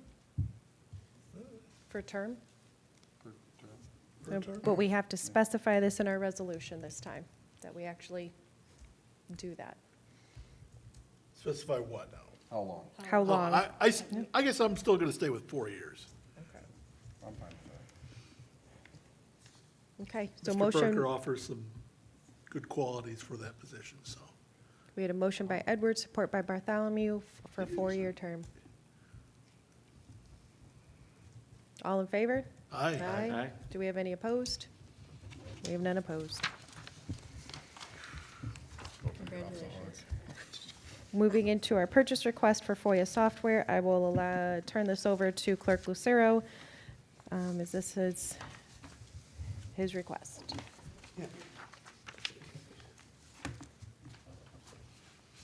Sorry. So, I had touched on it last meeting about the need, these are one of the efficiency things, right? Like, we're deficient in certain aspects at the village. One of them being FOIA requests. I sat with Civic Plus over the last 2 weeks, had 2 different meetings, and was introduced to this software. And the cool thing about this software is that there's a number of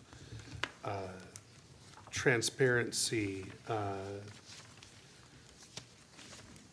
parts to it. So when we fulfill FOIA, oftentimes we get repeating FOIAs, like, since I've been in the last 2 months. I can't tell you how many realtors reach out to me wanting, oh, who's back on their taxes, who's back on this? And, you know, denying them and saying, well, that's actually all public knowledge, here you go. Wanting to know code enforcement, it's typically like flippers that do that. But with this, any FOIA that's fulfilled can live within this software. So when you click on it, you'll have a section that says documents. You'll see what FOIAs have actually been fulfilled. But also there's another way of going about it. You can actually keyword as well. So if someone reaches out looking for information and it picks up any of those keywords, it will immediately point you to the FOIA that's already been fulfilled, if it's a FOIA that's been fulfilled.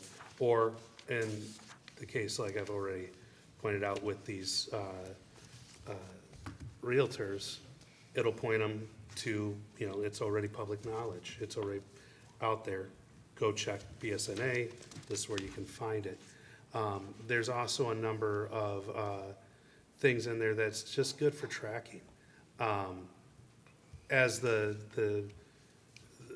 chief FOIA coordinator with the village, I can also appoint department heads within the software. So really, the clerk can then just be the quarterback of it all. If it's a police department issue, instead of sending a email over to chief that may or may not be seen, right? Depending on how many emails he might get throughout the day. And he might bounce something back to me, and depending on how many emails I get throughout the day, it might get lost. With this, it's very specific, and he can assign someone under him. So someone's fulfilling the FOIA, and it's a complete log showing how this FOIA is being handled, how it's, who made the request, who's fulfilling it, who is taking it over, and then there's chat logs, and all that could be FOIA'd as well with the package. Now, speaking with them, it does come with a cost. It runs right around 10,000 a year. It's like 9,000 some change. I would argue that we spend way more fulfilling these requests. And this is completely streamlined, gets us, you know, I personally, like I said, I've dealt with multiple requests of multiple things that have already been FOIA'd, and we don't have anything that lives online right now. And if we had that, we could just point them over to that and say, well, actually, this has already been, all the information you're seeking has actually already been fulfilled. Please go check it out here. So there's a number of efficiencies that this creates within our system. The first year, and it's a year by year. It's not like if we get into this, and let's say after a year, you know, I come to the board and say, actually, it's not all it's cracked up to be. We're having some issues. We can cancel it at any time. But the first year, they've agreed to cut it in half, so it's like $4,500 for the first year, just so we can test it out. Now, they took me through a number of different municipalities and how they use them. There are a number of municipalities in the state that uses it. Southfield, Dearborn, Traverse City.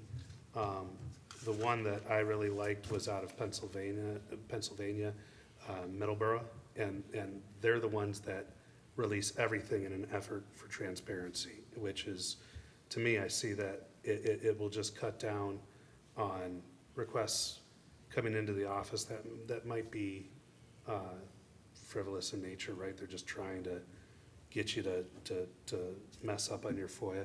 It also is going to cut down time, I believe, with chief and on the police side, because he's a one-man show, and he's got to thumb through. And when like I addressed in my first report to this board, I'm all about finding deficiencies and finding more efficient ways to do them. And when you talk about cost per task, right? This is by far more efficient than having to thumb through. And this goes in line with getting everything digitized too. So this is like the first step of it. And once everything else gets digitized, we'll be able to fulfill FOIAs rather rapidly. And that's not gonna cost us really anything as this develops. So, if you guys have any questions, I can answer them to the best of my ability. I gave you guys all the information that was provided to me by Civic Plus. The software is called Next Request. They do host the website for us. It's an extension of ours. They host everything. Everything's backed up on a cloud as well as on our servers. But yeah, after spending the 2-3 hours going through it, I can't speak highly enough about this software. This software, I'll make the motion then that we move forward with the purchase request of using this FOIA software by Next Request, as outlined with what Jamie's given us. Support? Just a quick question. So my understanding of it, and I guess. Made a motion by Bartholomew, support by Edwards. Yes. So it sounds like it becomes more effective the longer you use it. So it might not be really helpful day one, but once you find a form that you're commonly fulfilling, it makes it easier. You don't have to go back and find it. It kind of streamlines the communication between requester and. I would say, I would actually argue that day one, it will help because we actually just ran into, and I take full responsibility for this, an issue of a FOIA request that went on, and I dropped the ball with everything else, and we were getting up to the deadline, and I had to round back to chief and say, well, where are we? And there were a number of issues that they had encountered with fulfilling it. There were some legal questions there. This software, immediately, you log into it, you have your chat logs. You have, so if I assign it, let's say, in this anecdotal, to chief, and he assigns it to someone else, I can see exactly where that is, rather than relying on, again, email communication that may or may not get lost depending on how much, how many emails you get that day. And we can even rope in legal as someone who can view it on there. Right. So instead of, hounding Mark, as sometimes I think we do, he can even add a note in there like, no, we're good. So I think from day one, I think this has the potential to greatly impact our processes right now that are a little antiquated and things kind of get lost. Would this serve as the only means of FOIA then, or would you still be able to fill in the previous way that we normally do it? Yeah, this is just another arrow in your quiver. This is, I would seek to push people more towards this, because why have it if we're not gonna use it? But then again, part of the reason I wanna have a computer in the lobby, not everybody has a computer. So not everybody is going to use this when they're seeking a FOIA request, but I would argue those are the exceptions and not the rule. By and large, most people are online, and most people will probably utilize this over our former process. Okay. And if they chose to do pen and paper, could you then upload it into here? Good question, yes. Okay. You can upload it into there, and it's still, this is also serves as a tracking software too, right? So even if I get pen and paper, it still lives on here as this is what we're fulfilling. It helps with workflow too. And so when we send out that package, if it is someone that does not do computers, right? I'll still have a digital file that will then that will live in perpetuity on this software under the documents section as something that has been fulfilled under FOIA. So if, let's say, Trustee Parker is pen and paper only, and I fulfill his FOIA, and you, trustee Rosso, try to FOIA the same thing, there will be keywords still, and it will say, actually, this FOIA has already gone out to trustee Parker. Please, look at this link, and here, this is where it lives. So again, it acts as a tracking software too, which is great. Okay. So from the user side, if I'm using it,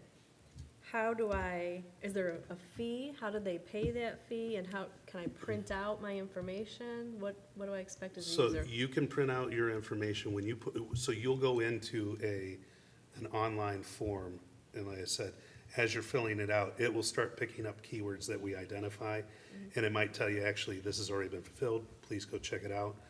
If you don't get anything, it will also pop up the federally mandated fee schedule, and depending on how you request it, right? If we're not printing, we can't really charge you per paper, but if it's a cumbersome FOIA, there are still charges associated, and it will pop that up. It will give people, and we set the parameters in this software too. It can be something as simple as, here's the sliding scale of what you can expect, all the way down to, if you're requesting 4 or 5 different things, it can shoot you back something that says, based on this, here is a ballpark of what you might be spending. So there's a number of things inside the software that you can put in there that get triggered by the request. And then they pay by credit card online, or? I don't believe you can pay by credit card. I will have to It go says it's back. an optional add-on. Is it? Okay, then yes. So, But that's something that I didn't speak to them about because I was more so looking at the nuts and bolts. so would they have to, well, how are you anticipating them paying if there's a fee? If there's a fee, I mean, they can go, we can also, because I know with Dearborn, once you file it, it does say on theirs, please call to discuss your fees. But with this as well, when you sign up online, you're providing all of your contact information. So once it comes to us, because really, we don't know the fees yet. When it comes to us, that's something that's going to be decided as you go through the FOIA request and seeing how laborious this request might actually become. Then you send out through the software a communication with the person who requested it. Like, hey, give us a call, you have a bill, this is what it's going to be. Now, trustee Care just saw that you can take payment via credit card. I would have to assume that I could also just send a link that says, hey, you owe us, here you go, here's the payment. Please print off your receipt as well.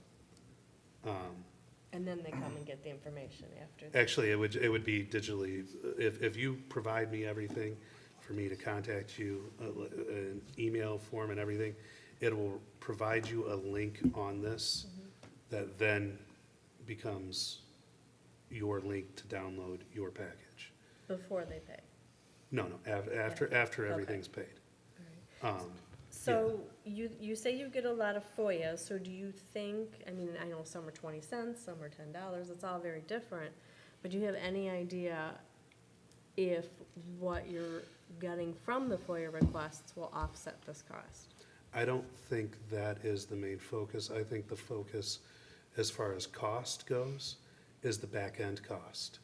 Right, yeah. I So get that. instead of the upfront cost of hoping that we are covering the cost of the software through the charges for fulfilling the FOIA, for me, it's more about the cost per task actually decreasing and going down Right. through the efficiency with this. So instead of, spending a number of hours trying to get all these things together and trying to hunt down where the FOIA is in the process, instead, everything's streamlined and you're working more efficiently.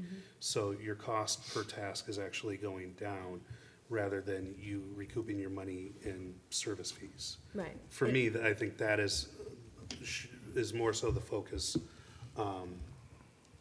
as far as the true cost of this is the back end cost Right. of fulfilling FOIAs. And I understand that part, I fully do, and I'm not saying this should pay for itself. I'm saying you obviously know how many Yeah. FOIAs are out there, how labor intensive, and we as a board have to look at the expense, so I'm Correct. curiosity says, I wonder how much this will offset itself. It's, I so can't not give you, expected to do Yeah. that, just curious. I can't give you a number on Okay. that. Like I said, for me, more so looking at it, I see the back end cost is the one that's the looming one, right?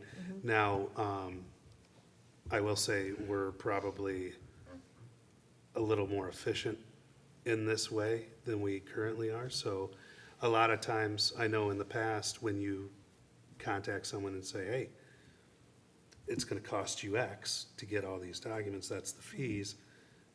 Sometimes you don't ever hear from them. I have books in the office that show FOIAs and the communication and reached out and never, and that's after they did the work.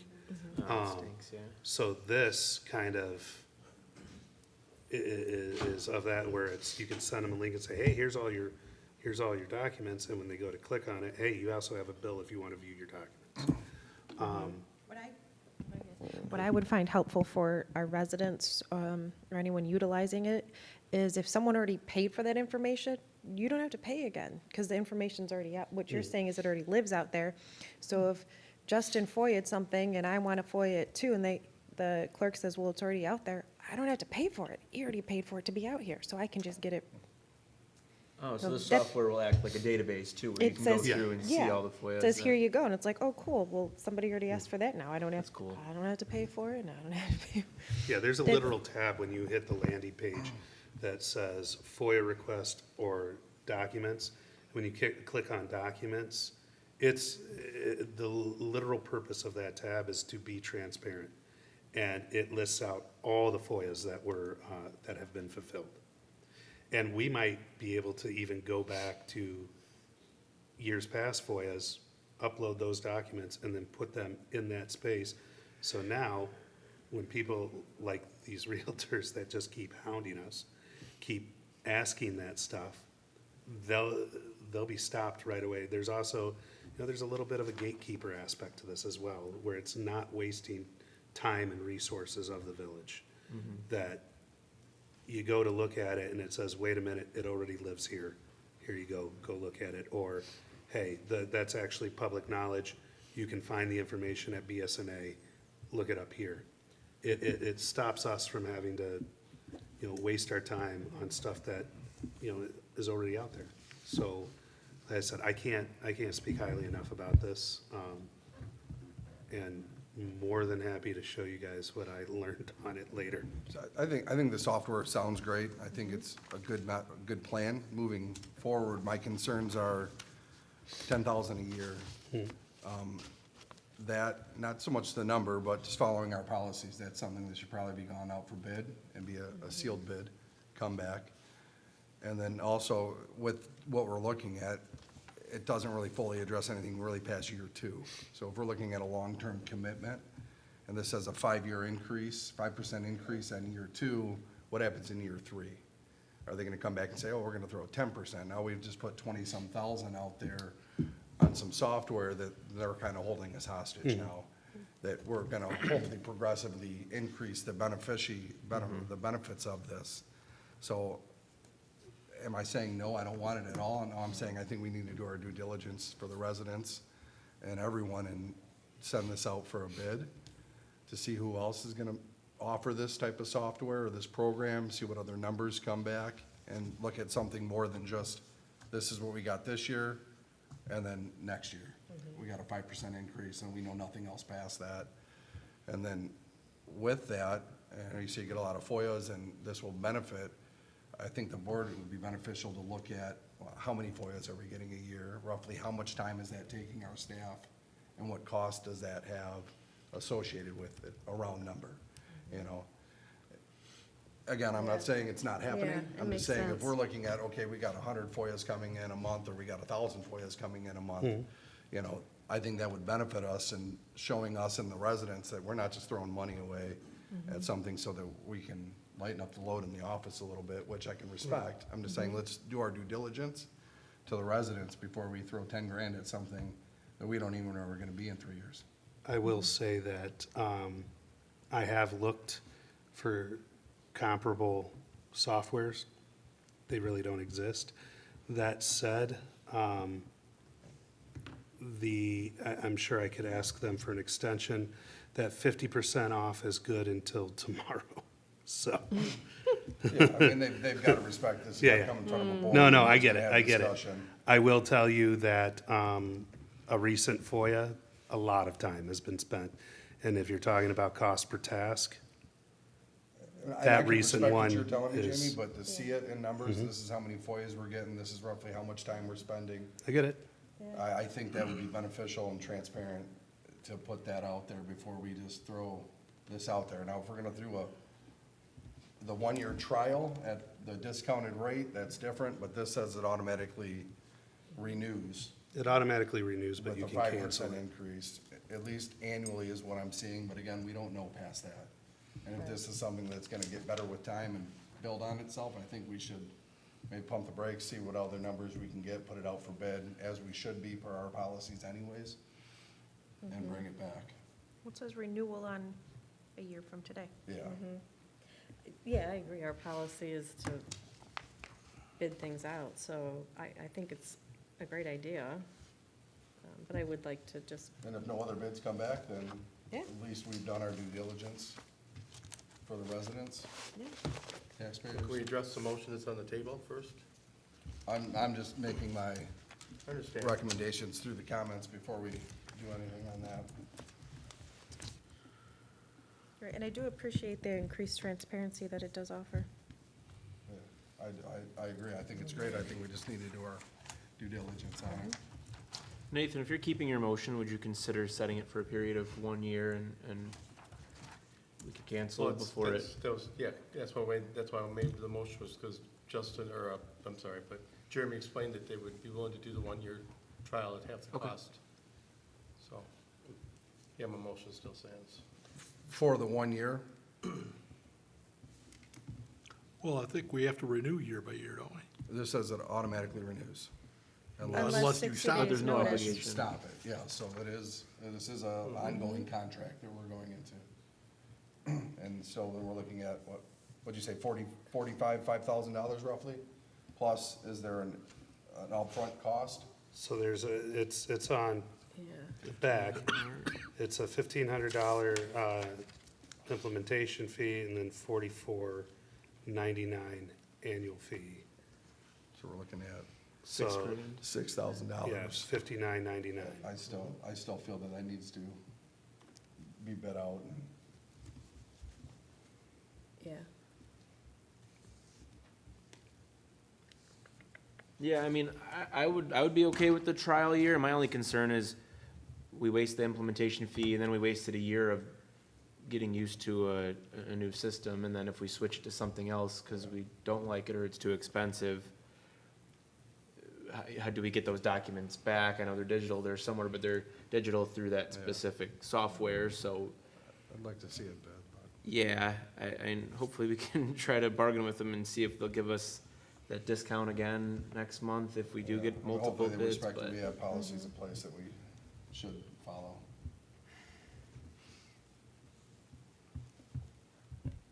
Is that discussion? The discussion. Okay. To review, we had a motion by Bartholomew, support by Edwards, correct? Okay. Could you call the roll? Yes. Bartholomew, Yes. Edwards, Yes. Rosso, No. Care, Yes. Parker, No. Poznanski. Yes. Motion passes. No, we're not doing that public comment, right? Because that'll be next. Correct. Once we approve the new. I was a little too excited for it. Okay, do we have a motion?